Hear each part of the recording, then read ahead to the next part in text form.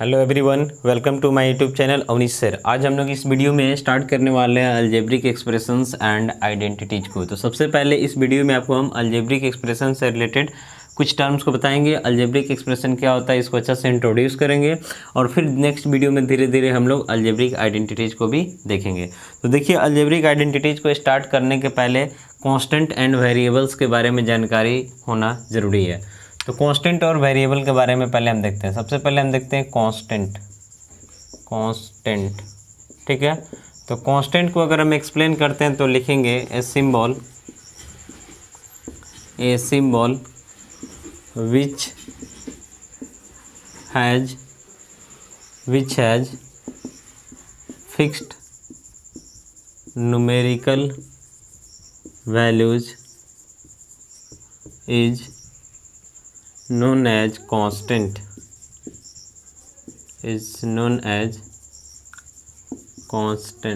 ठीक है, यानी आपसे क्या बोल रहा है कि एक ऐसा सिंबल, ठीक है, जिसका न्यूमेरिकल वैल्यू जो हो क्या हो तो फिक्स हो, उस सिंबल को हम क्या बोलते हैं तो कांस्टेंट बोलते हैं। जैसे कि एग्जांपल में आप कोई भी रियल नंबर ले सकते हैं। जैसे मान लेते हैं -3/2 ले रहे हैं, इसका एक वैल्यू जो है फिक्स है, कहीं भी रखिएगा तो इतना ही रहेगा, इसमें कोई चेंजिंग नहीं होगा। फिर आप लिख रहे हैं 4/7, तो इसका वैल्यू भी आप कहीं भी रखिएगा इतना ही रहेगा। 0 आप ले रहे हैं, कहीं भी रखिएगा तो 0 ही रहेगा। -19/4 ले रहे हैं, ये भी कहीं भी डालेंगे तो इतना ही रहेगा। मान लेते हैं 7 ले लिए, 1/2 ले लिए, इस सब का सब क्या होगा तो कांस्टेंट का एग्जाम्पल होगा। ठीक है, यानी कोई भी रियल नंबर आप ले सकते हैं, सबका सब क्या होगा तो कांस्टेंट होगा। अब हम बात करते हैं वेरिएबल का। वेरिएबल, तो वेरिएबल में क्या होता है कि वेरिएबल में जो सिंबल होता है उसका वैल्यू जो होता है डिफिनिट नहीं होता। यानी यहाँ पर लिखेंगे a symbol which has no fixed numerical values is known as variable. यानी वेरिएबल को आपको एक्सप्लेन करना है तो क्या बोलेंगे कि एक ऐसा सिंबल जिसका कोई भी फिक्स न्यूमेरिकल वैल्यूज ना हो, उसी सिंबल को हम लोग वेरिएबल के नाम से जानते हैं।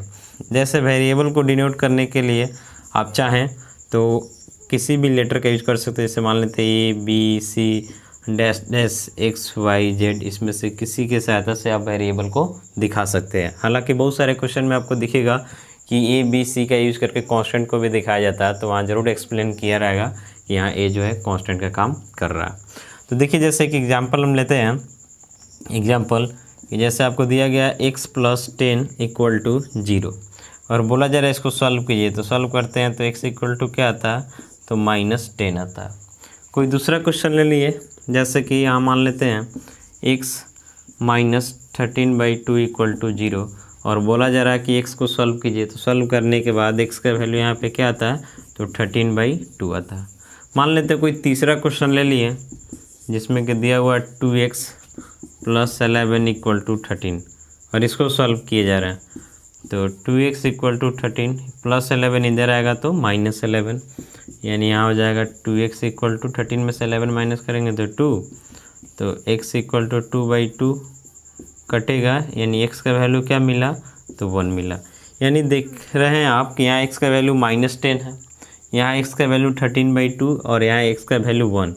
यानी कहने का मतलब है कि x का कोई अपना डिफिनिट वैल्यू नहीं है। यानी अलग अलग क्वेश्चन में x का अलग अलग वैल्यूज आ सकता है। यानी वैल्यू अलग अलग आने का मतलब हुआ कि वैल्यू इसका क्या कर रहा है, वेरी कर रहा है। वेरी करने का मतलब बदल रहा, इसलिए हम इसको वेरिएबल के नाम से जानते हैं।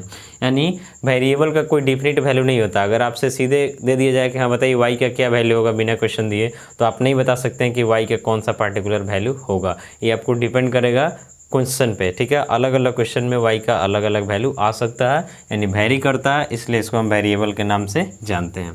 तो कांस्टेंट क्या होता है, वेरिएबल क्या होता है, ये आप समझ गए। अब हम लोग देखने वाले हैं फंडामेंटल ऑपरेशंस के बारे में और तब हम अलजेब्रिक एक्सप्रेशन को एक्सप्रेस करेंगे।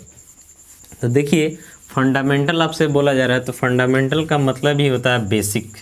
यानी फंडामेंटल और बेसिक बात एक ही है। तो हम लोग अभी देखने वाले फंडामेंटल ऑपरेशंस को, ये छोटा सा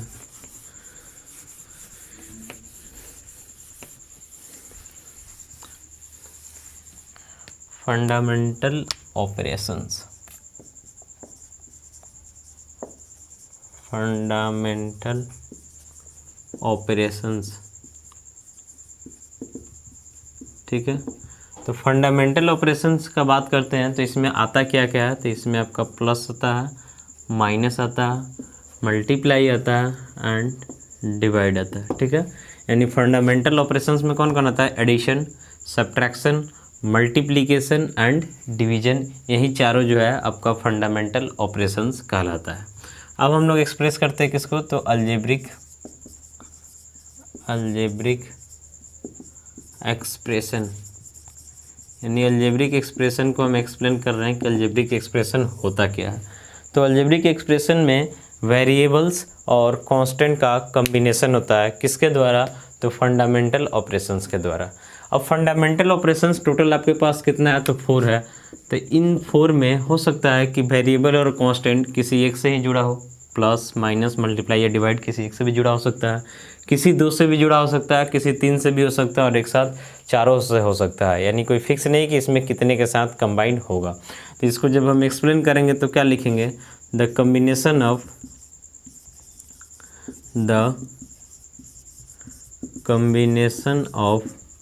वेरिएबल्स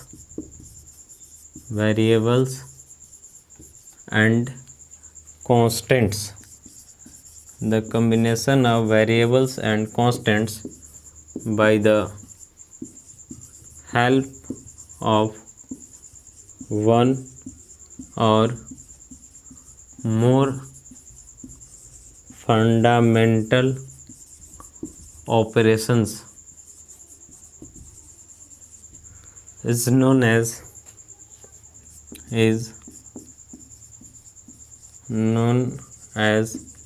an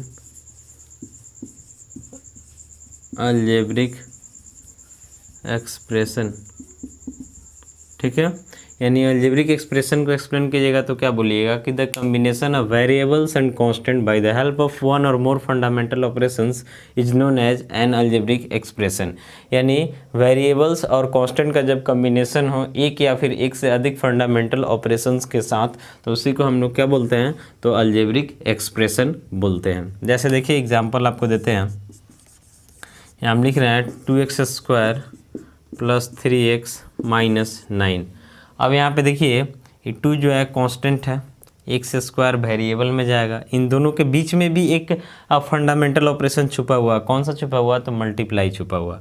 फिर यहाँ एक फंडामेंटल ऑपरेशन प्लस है, 3 है, x है यानी कांस्टेंट है, वेरिएबल है, इन दोनों के बीच में मल्टीप्लाई छुपा हुआ। और यहाँ पे एक फंडामेंटल ऑपरेशन माइनस है और फिर यहाँ पे एक कांस्टेंट है।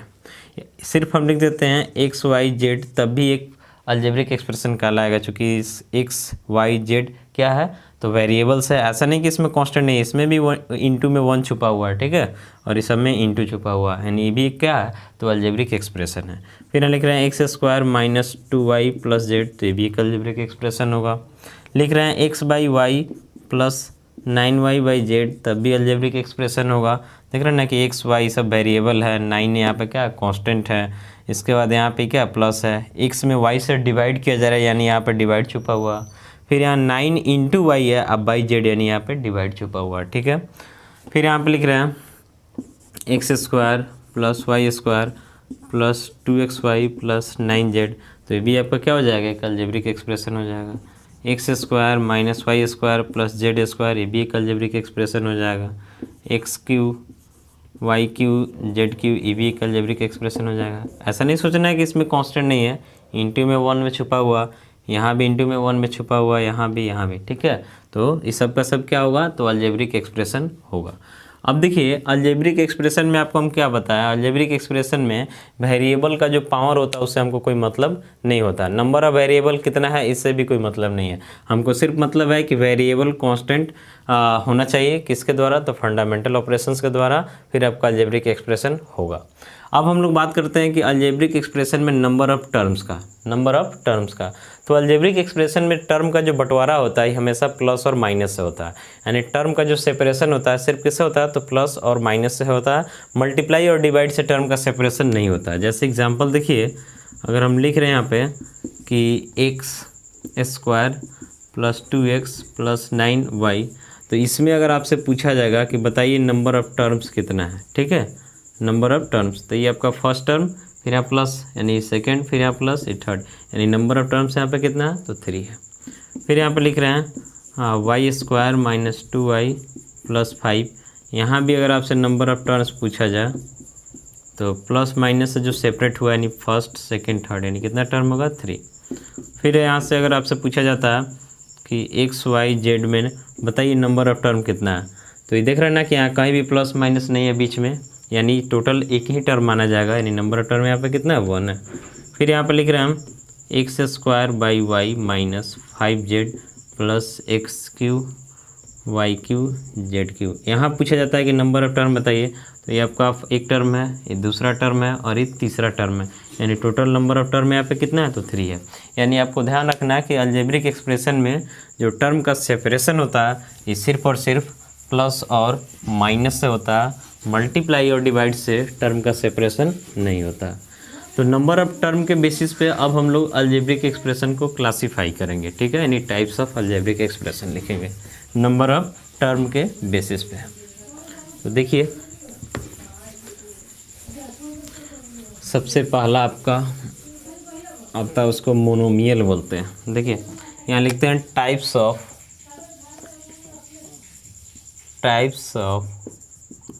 Algebraic expression, types of algebraic expression. तो सबसे पहला जो टाइप है ये आपका क्या है, मोनोमियल्स। दूसरा जो है इसको हम लोग बोलते हैं बाइनोमियल्स। तीसरा जो है ट्राइनोमियल्स, ऐसे ही क्वाड्रिनोमियल्स, ठीक है, ऐसे ही बढ़ते जाता है। तो आते हैं सबसे पहले हम लोग एक्सप्रेस करते हैं मोनोमियल को। मोनोमियल लिखेंगे एन अलजेब्रिक एक्सप्रेशन इन विच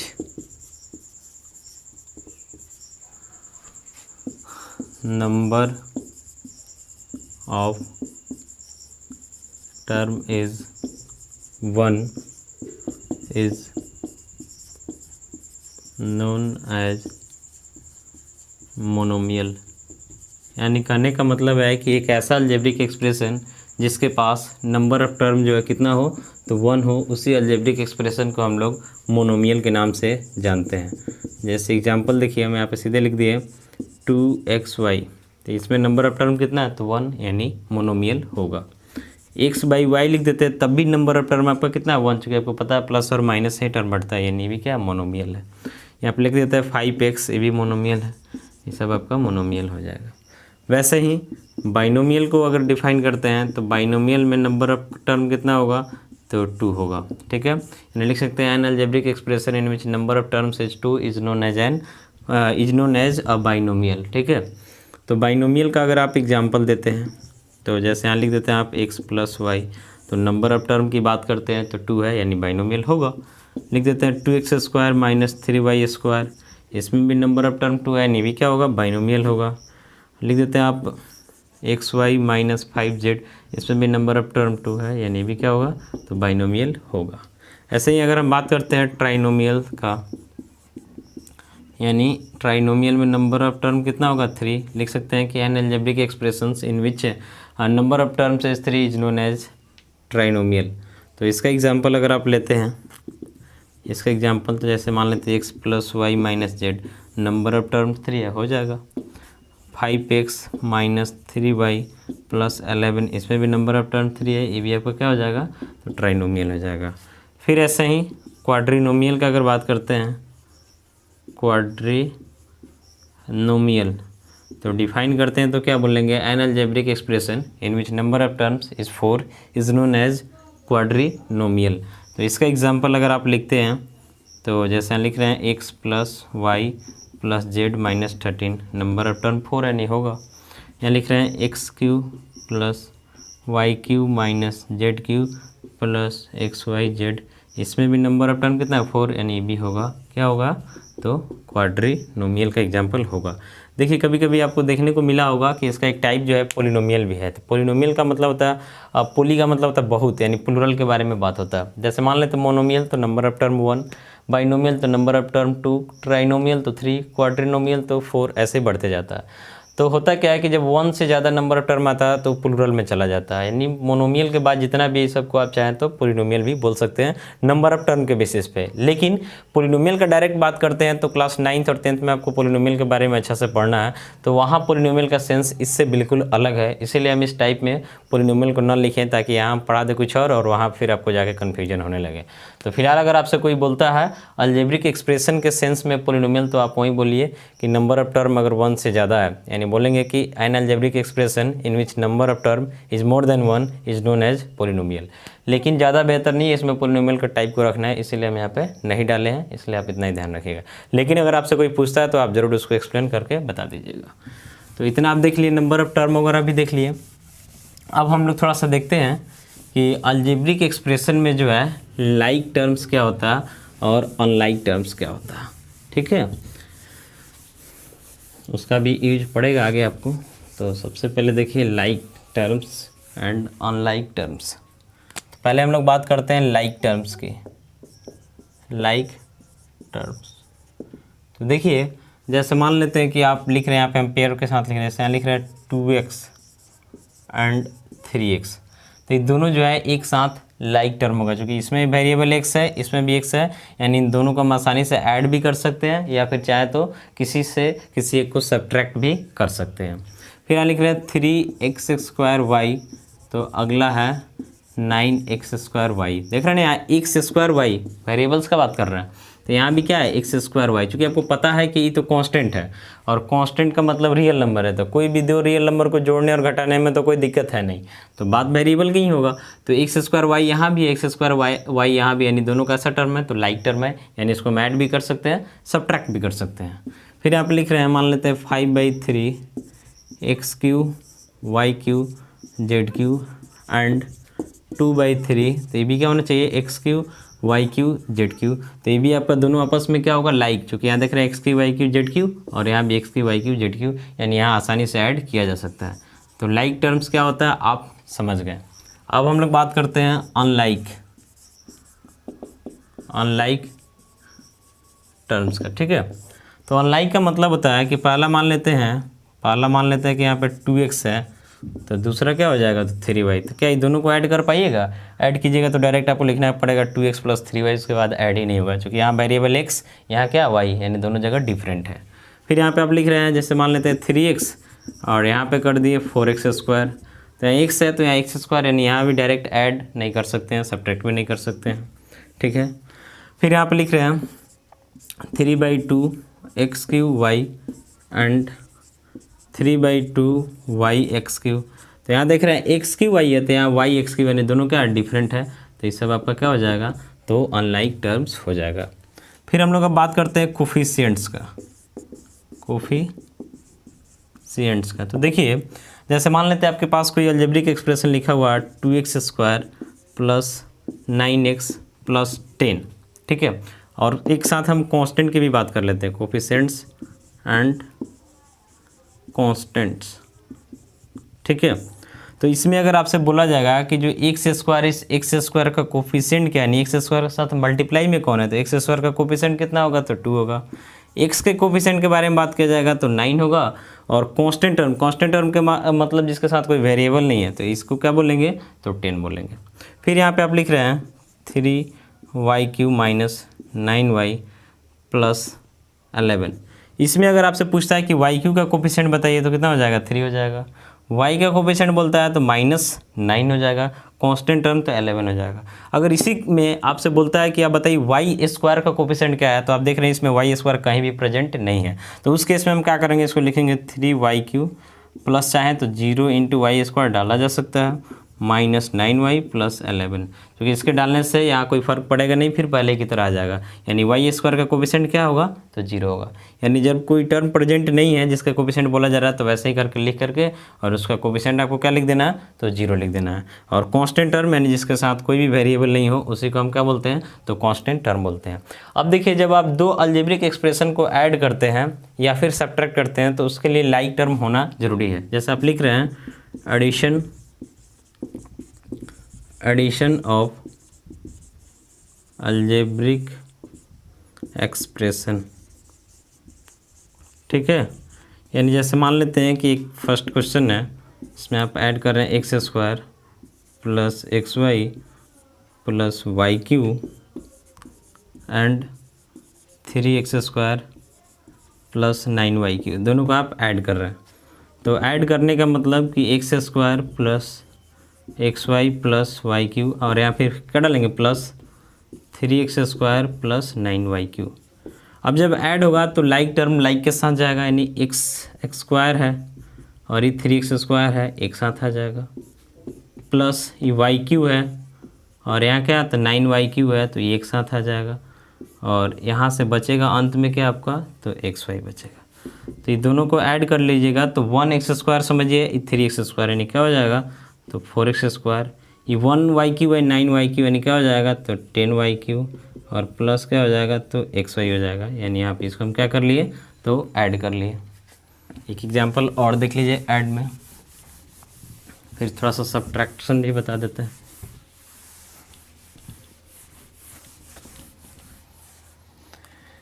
से मान लेते हैं कि x y plus y z plus x y z plus 10 है, इसमें ऐड कर रहे हैं कोई दूसरा algebraic expression 10xy plus 9yz plus 13, ठीक है। तो ऐड करने का मतलब जो लाइक टर्म है एक साथ आएगा साइन के साथ, तो यहाँ क्या है, एक्स वाई है, यहाँ भी क्या है 10xy, तो प्लस में आ जाएगा दोनों एक साथ। फिर इसके बाद देखिए यहाँ yz है yz, और यहाँ पे 9yz है, ये दोनों एक साथ आ जाएगा। अच्छा, इसके बाद xyz तो यहाँ है बट यहाँ नहीं है, तो सीधे xyz लिख दीजिए।